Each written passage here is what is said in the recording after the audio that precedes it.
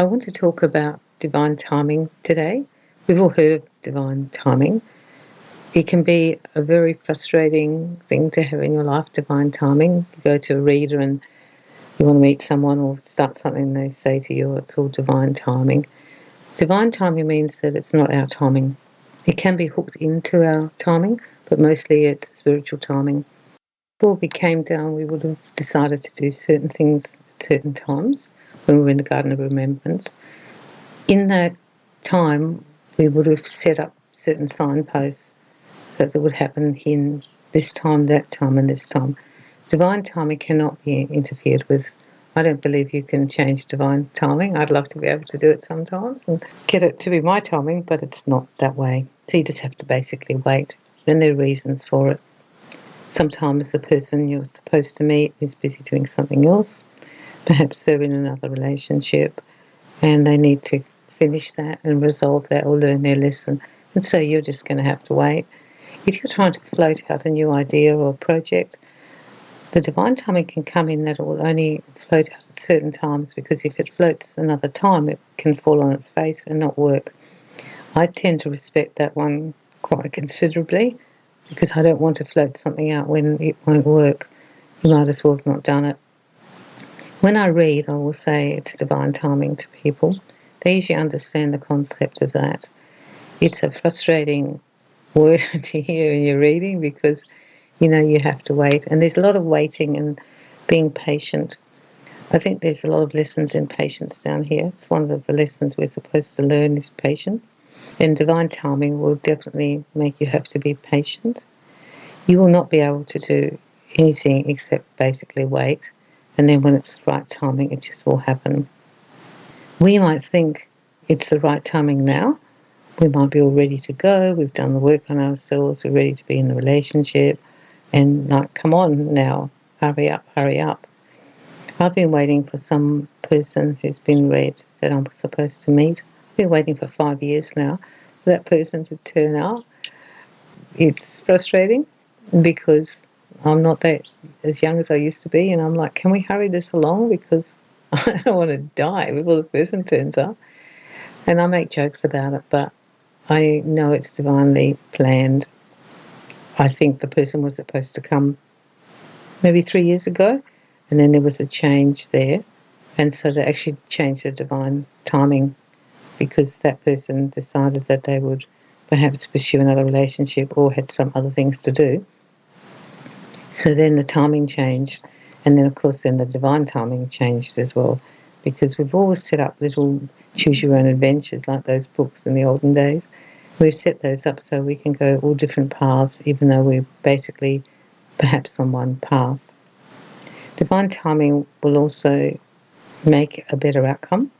If it's divinely timed, it will be more perfect in the sense that it was supposed to happen right now. You're supposed to meet these people right now for your work or for a love relationship. You were supposed to do your business right now.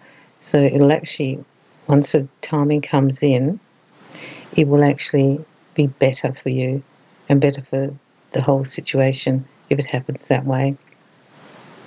Before the divine timing happens, we can feel very frustrated and impatient. You just need to focus on something else for a while and realise that it'll happen when it happens, and surrender. I tend to surrender to things. Accept and surrender. Okay, it's divine timing.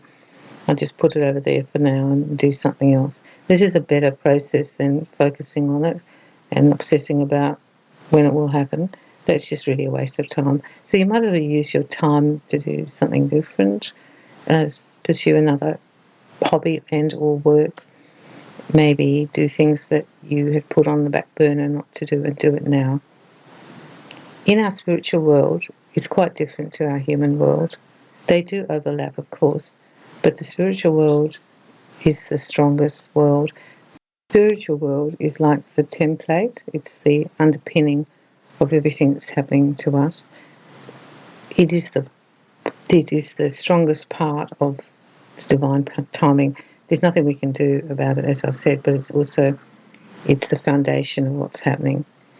You might be able to change different things in your life, but this one you won't be able to change. And you can even ask and nag the spirit, your guides.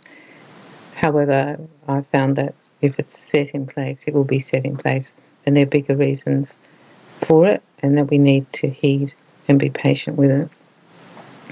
Today, I simply just surrender and go, okay, and then just get on with my life. You might find that's a better outcome for you. I think it's because it's so disappointing. If you want to meet someone, or if you want to do something, or if you want to get your book out and you can't get it out, it's really, really disappointing and frustrating. There's a lot of emotions that come with finding out it's divine timing, but it also teaches us, as I said earlier, to be more patient and to trust. And I think trust is the big one, because divine timing forces us to trust that the message is right, that it will happen. And trust can be eroded while you're waiting, because you get tired of waiting, you get sick of waiting, you want it to happen. And if it doesn't happen in our timeline, for example, if spirits say divine timing, they have a different timing to us. They basically have no timing. So what seems a short time to them could be a few years, but what seems a short time to us will be like a few weeks. So we can even have different ideas of how the timing will be. I always think divine timing is just little signposts along, and you can't do it until you get there. It's probably like being on the bus and being in between the two stops, and there's nothing you can do except sit on the bus and wait until you get to the next stop. I'm not sure whether divine timing can be changed or is changed. I know that it can be altered because of free will. So if the person doesn't want to do it, or if they meet someone else and want to stay with them, that will actually can change it. But because it's divine timing, sometimes we are still put in each other's path to give an opportunity for us to meet or the project to work. You just need to be patient. That's all I could say to you today. This is a shorter podcast, even though it's all about divine timing. It's a bit shorter today, because I think most people do have an understanding of it. And my advice is to be patient, be tolerant, and surrender to it, because there's nothing you can do about it, and it will happen when it happens. I have even said to people, it's just divine timing. And you've probably had people say to you, oh, well, it'll happen when it happens, or it's just timing. Many people understand the concept of it, even though we might not enjoy the process when it's happening to us. But it is an understood type of timing down here, one that we can't particularly alter, one that's spiritually guided. If you are a spiritual person, you will actually bow to the light. I call it bowing to the light, where I just understand that they know more than me, and they understand it a better way to do this than I would, because I'm only seeing it from my little perception as a human. I also see them with my soul eyes, but it's only small. They're sort of looking down and they can see the bigger picture. So it's not just all about us. We're involved with other people in other situations, so they'll see what the best timing is. If you are doing spiritual work, you need to even be more conscious of following their timing, because it's actually their work. When I'm doing these podcasts, I know that I'm doing service work, so I will follow their guidance always, because it's not actually my product, it's their product, and I'm just the instrument, I'm just the vehicle, I'm just the voice.